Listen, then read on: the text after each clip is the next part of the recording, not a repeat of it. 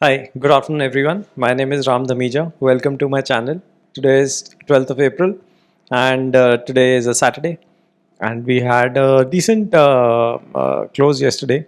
In fact, we gained quite substantially.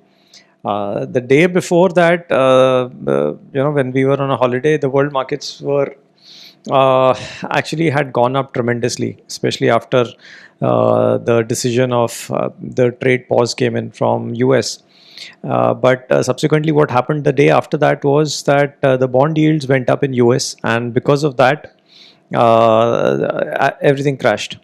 So there was reciprocal tariff from China, etc. All those news were there, but the main reason for the markets softening was that the bond yields again went up. So all the euphoria that was built by the 90-day pause on trade was kind of soured a bit, because Nasdaq went up 12% when this announcement came, and it almost fell 6-7% the next day. So as a result, our markets on Friday opened gap up, but not to the extent that was anticipated. But however, still it was a good day. All in all, a good day. And we have almost now recovered 1,000 points from the bottom that we made. In fact, 1,200 points from the bottom that we made. So it's been a decent recovery. And let us see whether that the last bottom that we made was the actual bottom, and from here will we start to rally, or was it just or whether this rally is just a temporary rally. We'll come to know about all that. Also, another interesting thing that is happening is that while the world markets are crashing, gold is making a new all-time high, and that is also the topic of discussion for today, whether this gold rally is going to lead to a crash in the equity markets. So we will discuss all those things, and how the next week can be, and how the week that has gone by has been, and what are the charts telling us, what is the open interest telling us, and how should we prepare ourselves. So I'll take you through all of that, starting with how our markets actually fared, and where we are in terms of the Nifty. So if you look at this was how we opened the other day. We opened somewhere around 22,700. So there's a huge gap up. So from 22,400 where we closed to 22,750, it was a 1.5% gap up. And from there we scaled the highs. We almost went till 22,900, then gave back some of it, but we were basically in a range of 1.5%. So we did not cross 22,925, and the opening was the bottom at 22,713. So which is all fine. But the interesting thing to look over here is this chart. This is the Nifty daily chart. If you see, we opened above this resistance line. So this was actually first support line, and you can see that we went down with a gap on this line, which was supposed to be a support, and now we have again with a gap gone above this. So this was a major support line, which becomes a resistance line once on the way up. So we have breached that, which is good. The next support is a 23,000. The next resistance is at 23,800, and then 24,200. Now these are two very critical levels that I have spoken about earlier also. Only once we are able to clear these, then we can say that this leg of downturn is kind of over. Otherwise, this very well might actually, if we reverse from here, we very well might also take out 21,760. So these levels become important, and this particular low that you see over here, this particular line is very important. We should not go below this, because there's a lot of weakness below this line. So this becomes an important line for us. Now let us look at how the open interest is placed. Open interest is still bearish. Okay, it is open interest is at just give me one second. It was at 0.81. So yeah, it's at 0.81. So 11.7 crore calls versus 9.4 crore puts are there in the system. So it is still a bearish, slightly bearish setup, which is there, much better than 0.5, 0.6 kind of a setup, but 0.8 is still, I would count that as bearish. And another interesting thing that happened on Friday was that there was no decay in the straddle. So the straddle opened at about 485. We decayed to about 408, but then we shot up. So I am not sure why this particular increase in straddle happened overnight? Was this because people don't want to take positions, but then why did this decay happen? Or is it that the markets are expecting some sort of a news, and hence people are kind of not wanting to take any risk? But then again, the question is, why did it decay intraday? So this was a huge kind of move from 408 to about 4 almost 500 in terms of the straddle. Only in the last 5 minutes, if you see the last 5 minutes chart, you can see over here, did it just completely collapse after 325 to 300 329? It just completely collapsed. But it's very difficult to wait till so late, because you can't cut positions at 329, right? Even if you're an intraday trader, because sometimes the order will not get executed, etc., etc. So this 325 was kind of surprising, because it was just randomly going up from 250. It was just going up, but last 5 minutes gave all the decay.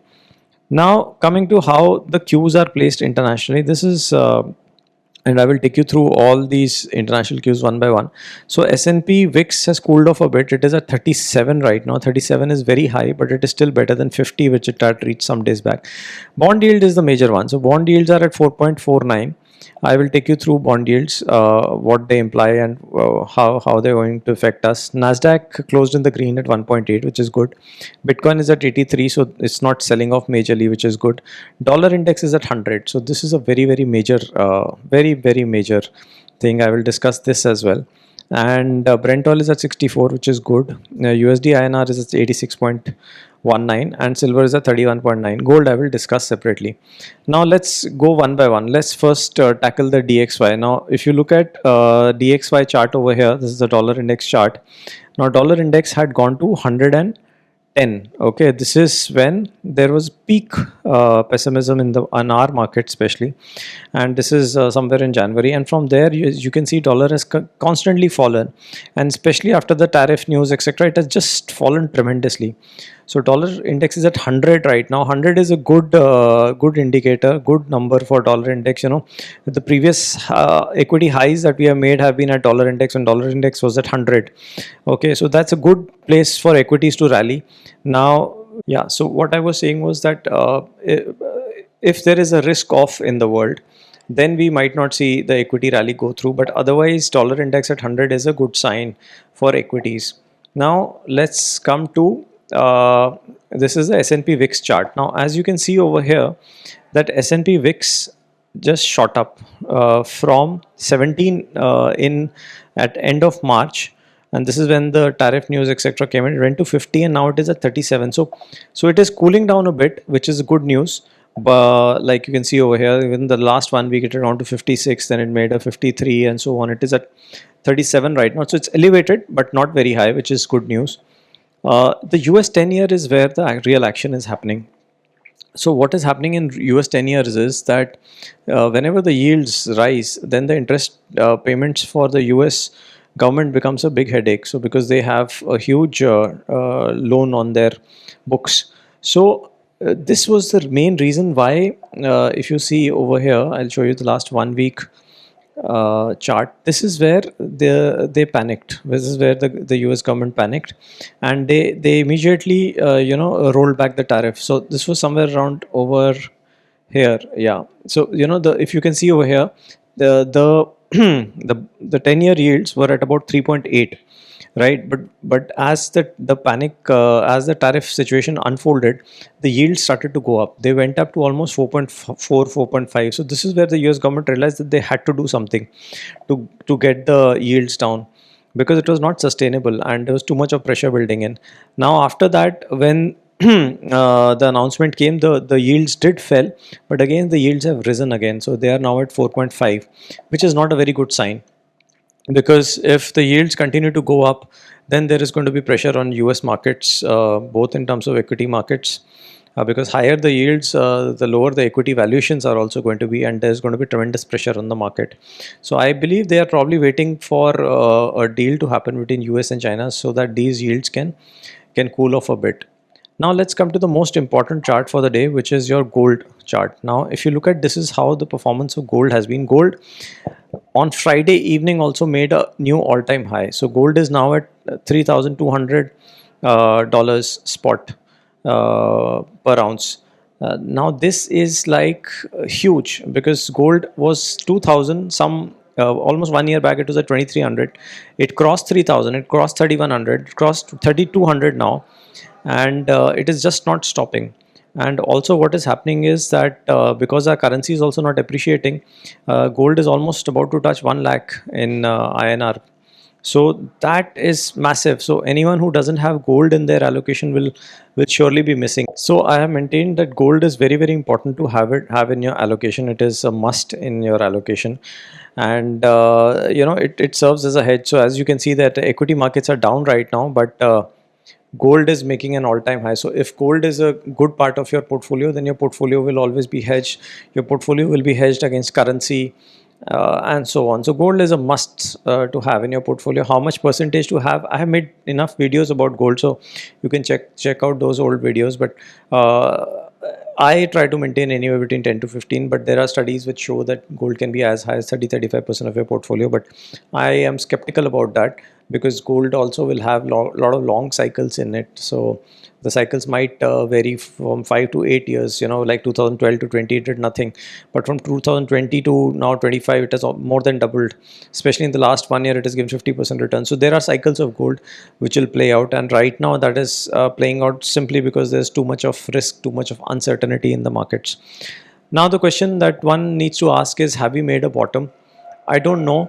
Typically, bottoms are typically made when there is panic in the market, when there is capitulation in the market. We saw that capitulation when we touched 21,700. And that day also I had said that it could be the bottom. We don't know. But if things don't stabilize in the world markets, then we might see a lot of more pressure coming in. But I still feel the way US markets capitulated and then went up, the way our markets capitulated and went up, we might have a good shot that we might have made a bottom already.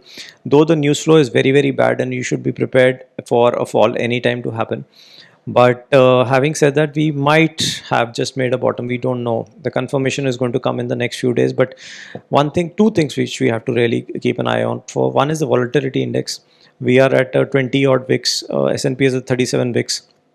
If the VIX continues to go up, we are going to go down. Second thing that we need to see is gold prices. Gold prices need to stabilize or come down, because if gold prices continue to go up like that, there's going to be a lot of panic in the world markets. And gold is also an indicator of how much panic is there in the equity markets, in the geopolitics and so on. So if gold doesn't come down or stabilize, or gold keeps on making new highs, then it could lead to a lot of potential trouble as well. So we need to keep an eye out on these two things. The rest of the things are noise. They will settle out themselves. The earnings season is coming up, so we will have to see how the companies report their earnings, etc. Large caps, as I have maintained, are fairly valued, but small and mid caps are still very expensive. So one needs to be very careful in that particular segment. But the whole thing is that whenever the market is going down, you should invest. And if anyone is interested in making a mutual fund portfolio, they can contact me through the Google form in the description box, and I will help them make a very good mutual fund portfolio without any charge. And we are going to have a mix and combination of a lot of various types of mutual funds, which will ensure a very good performance for your portfolio. So if anyone wants to get their mutual fund portfolio evaluated or made, kindly fill up that form. So that's it from me now, and I shall see you soon with another update on the markets. The markets are all right. Let's hope that they continue to remain like that. There might be some bad news that might be coming in because of such high volatility. So be prepared for both sides market movement. But these are the times when one can actually make good portfolios, sensible portfolios for long term. And this is the time, if you make your portfolio in the markets when they get into a bull phase, you will be sufficiently rewarded for your efforts and courage. So that's it from me now. I hope you liked the video. If you did, then please do subscribe to my channel. Please do like, share, comment, and I shall see you soon with another update. Take care. Bye bye.